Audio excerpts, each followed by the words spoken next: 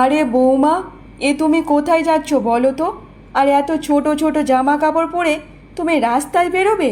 তুমি তো একটা বাড়ির বউ, তাহলে এত ছোট ছোট জামা কাপড় পরে কোথায় যাচ্ছ বলো তো? গ্রামের লোকজন দেখলে তো ছি ছি করবে।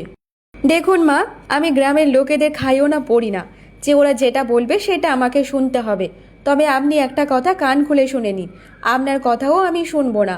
আমার যেটা মন হবে আমি সেটাই করব। আর আমি একটু বন্ধুদের সাথে পার্টি করতে যাচ্ছি, এটা নিয়ে আপনি আপত্তি করবেন না। কারণ আমার ইচ্ছা আমি যা খুশি সেটাই করতে পারি। আর এমনিতে আপনার ছেলে তো সব কিছু জানে, জেনে শুনেই তো আমাকে বিয়ে করেছে। তাহলে এখন কেন আপনি আপত্তি করছেন? আরে বৌমা, তুমি তো ভালোভাবেই জানো মা, এটা গ্রাম। আর গ্রামের মানুষজনরা একটা কথা অনেক রকমভাবে দেখে।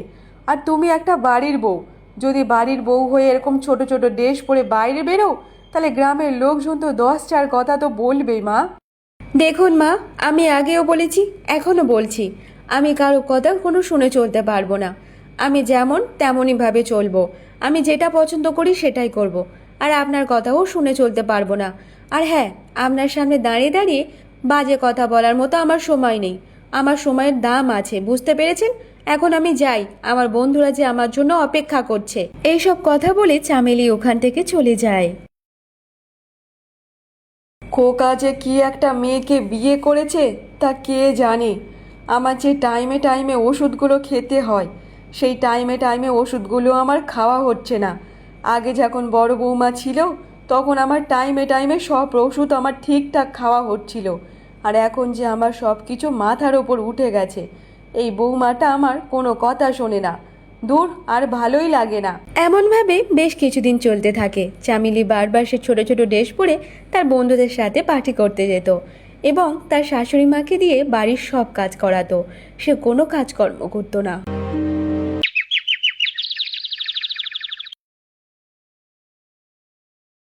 মা, আমার জামা কাপড়গুলো তাড়াতাড়ি কেচে নিয়ে আসুন। আমাকে আবার বিকালবেলা যেতে হবে বাইরে। আর জামা কাপড় না শুকালে তাহলে আমি আর যেতে পারবো না। তাড়াতাড়ি জামা কাপড়গুলো আমার কেচে এনে দিন। বৌমা, আমার যে শরীরটা খুব খারাপ মা, তুমি যাও না মা, আজকের দিনটা জামা কাপড়গুলো তুমি কেচে নিয়ে আসো। আজকের যে আমার শরীরটা খুব খারাপ লাগছে মা। আরে তাতে আমি কি করব? যে আপনার শরীর খারাপ না খারাপ সেসব আমি দেখতে যাব না। আর বাড়িতে আমার জন্য একটা কাজের লোক কেন রাখেননি? আমার বাপের বাড়িতে আমার জন্য অনেকগুলো কাজের লোক থাকতো, আমার সব কাজ করে দেওয়ার জন্য। আর এখানে তো কিছুই নেই। আপনি তাড়াতাড়ি যান, আর আমার জামা কাপড়গুলো তাড়াতাড়ি কেচে নিয়ে আসুন তো দেখি। আমি আপনার কোনো কথা শুনতে চাই না। কিন্তু মা, তুমি একবার আমার কথাটা বোঝার চেষ্টা করো। আমার যে খুব শরীর খারাপ মা, খুব শরীর খারাপ।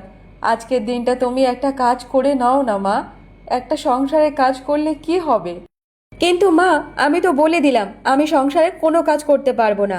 আপনি বলে দিন না, আমি আর এই বাড়িতে থাকবো না, চলে যাব আমার বাপের বাড়িতে। তবু আর এই বাড়িতে পা রাখবো না। তারপর কমলা সে কোনো কথা না বলে সে তার শরীর খারাপ অবস্থায় চামেলির জামা কাপড় কাচতে যায়। দেখতে দেখতে এমনভাবে কিছু ঘন্টা কেটে যায়, আর পলাশ কাজ করে বাড়িতে ফিরে আসে। আরে মা, তোমার চোখ মুখ দেখে মনে হচ্ছে তোমার খুব শরীর খারাপ। কি হয়েছে বলো তো দেখি। আরে বাবা, তোকে আর কি বলবো বল। আমার শরীর তো সেই সকাল থেকেই খারাপ, কিন্তু তোর বউয়ের যে আর আমি নিতে পারছি না বাবা। সব সময় বন্ধুদের সাথে কথা বলতেই থাকে ফোনে, আর বন্ধুদের সাথে নাকি পার্টি করতে যায় ওই ছোট ছোট ড্রেস পরে। তাহলে তুই বল বাবা। আর জানিস তো, সংসারের সব কাজ আমাকে দিয়ে করায়। আমার তো বয়স হয়েছে, আমি আর এই সবগুলো করতে পারি বল তো দেখি? এইসব তুমি কি কথা বলছো মা? চামেলি তোমাকে দিয়ে বাড়ির সব কাজ করায়? আরে আরে চামেলি, চামেলি, তাড়াতাড়ি এসো দেখি এখানে। আরে বাবা, ওকে ডাকিস না বাবা, ডাকিস না। ও যে বাড়িতে নেই, ও তোর বন্ধুদের সাথে পার্টি করতে গেছে রে বাবা। ঠিক আছে মা, ওকে আজকের বাড়িতে আসতে দাও। ওর একদিন কি আমার একদিন। এবার ওকে একটা উচিত শিক্ষা দিতেই হবে। সব সময় এমনভাবে থাকলে হবে না। কিছুক্ষণের মধ্যে চামেলি বাড়িতে ফিরে আসে। আরে চামেলি, তুমি এত রাত করে বাড়িতে ফিরছো? আবার মদ খেয়ে। আর তুমি এই যে এত ছোট ছোট ড্রেস পরে কোথায় গিয়েছিলে বলো তো? বন্ধুদের সাথে পার্টি করতে গিয়েছিলে? এমন করলে তোমাকে আর এই বাড়িতে রাখবো না, তাড়িয়ে দেবো তোমাকে বাড়ি থেকে, বুঝেছো? কি বললে তুমি? আমাকে বাড়ি থেকে তাড়িয়ে দেবে? শোনো, এমনিতে তোমার সাথে থাকার মতো আমার কোনো ইচ্ছা নেই। তুমি তাড়িয়ে দাও আর নাই দাও, আমি এমনিতে চলে যেতাম। আর ভালোই করেছো বলে যে আমাকে তাড়িয়ে দেবে। আমি চলে যাব আর থাকবো না তোমাদের বাড়িতে। আরে খোকা, তোরা তোদের মধ্যে ঝামেলা করিস না বাবা। তোরা দুজনের মধ্যে সব কিছু মিটিয়ে নে। এমনভাবে ঝামেলা করলে চলে না বাবা। বৌমা, তুমি একটু শান্ত হয়ে যাও মা। তুমি এমনভাবে বাড়ি ছেড়ে যেও না মা, বাড়ি ছেড়ে যেও না। এই বুড়ি, তুই চুপ কর। তোর এখানে কেউ কথা বলতে বলেনি। তুই হচ্ছে সব থেকে বড় নাঠের গুরু। তোকে দেখলে আমার সহ্য হয় না। আর তোর কাছে কোনো কেউ থাকতে পারবে না। বুঝতে পেরেছিস? আমি তো একদমই না। আমি চলে যাব এই বাড়ি ছেড়ে। আর হ্যাঁ, তোমাকে বলছি, তোমার মতো ছেলে না আমি আরও 10টা পেয়ে যাব। তোমার মতো ছেলের কাছে থাকার থেকে না থাকাই ভালো। আমি তোমার সাথে থাকতে চাই না। আমি এক্ষুনি এই মুহূর্তে চলে যাব বাড়ি ছেড়ে। দেখো চামেলি, এত রাতে আমি তোমাকে এই বাড়ি ছেড়ে যেতে দেবো না।